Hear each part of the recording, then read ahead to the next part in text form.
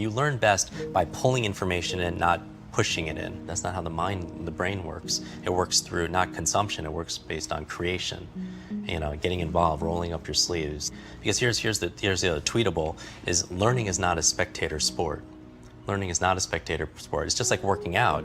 And people see people who read an immense amount of information, right? Or they see people who are just really good with their mind solving problems. And they're like, oh, that person could do it because they're really smart.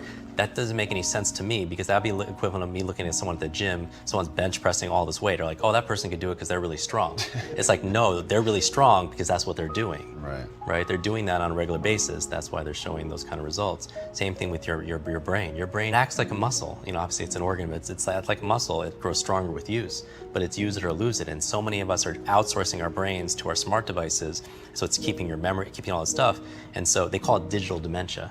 How everyone's all forgetful and absent-minded, senior moments are coming a little bit early. They can't remember simple things conversations, everything. It's because they're training their brain to have everyone else think about it. Keep your schedule, all that stuff. So we live in an interesting world of overwhelm and anxiety, and people are still, they're so stressed, their amygdala is so under fire all the time, they're reacting as if a saber-toothed tiger is coming at them.